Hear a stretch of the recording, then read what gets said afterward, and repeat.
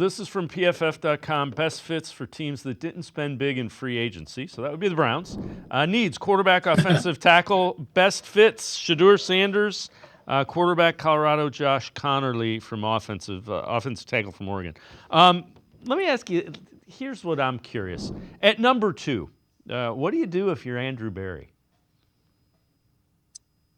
Yeah, you just gotta trust your gut here, right? I think, I thought it was interesting the way Haslam acknowledged that they made a mistake, and I've been saying this for over the last year or so, how that move might make everybody a little bit gun shy, right? Which is why when, everybody started, evaluating this draft class, which I think is totally unfair to do because you really can't, evaluate or analyze a draft class until 2 or 3 or 4 or 5 years down the line, right? Everybody develops at a different rate.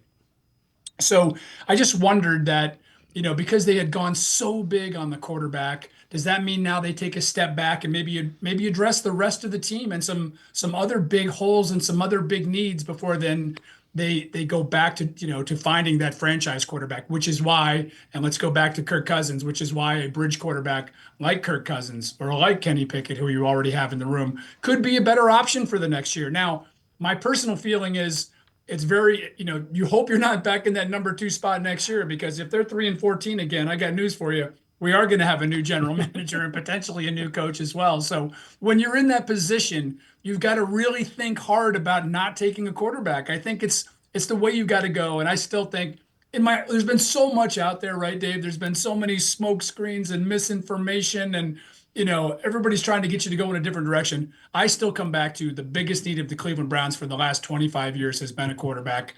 You're going to be able to take, if not the best one, the second best one at number 2 and forget everything else.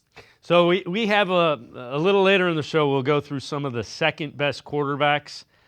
Ooh, it's not a pretty list. It drops off quickly, doesn't it? Yeah. Yeah. That's why I think your option could be that trade for Cousins. Yeah. Or it could be rolling with Kenny Pickett. And and then if you don't draft Shedeur Sanders at number 2, you end up taking Carter or Hunter. And then you still got that top pick or that second pick in the second round where you can get a Jackson Dart or the kid from Louisville or a Will Howard or whoever it is that you've identified as a potentially guy that you can develop that could be your starter down the road. Part of me wants them to trade back into not Another good horrendously option. far. Yeah. And the guy that I really think would help a lot is Ashton Genty. If you can trade back to 8, pick up a high second round pick, I think that running back's going to be a stud. And the comps, if you're comped to LaDainian Tomlinson, which he is, Yeah, sign me up for 10 years Sign of me that. up. Listen, there are a lot of ways they can go here, Dave, and I don't think there's a bad one. I'll be honest with you.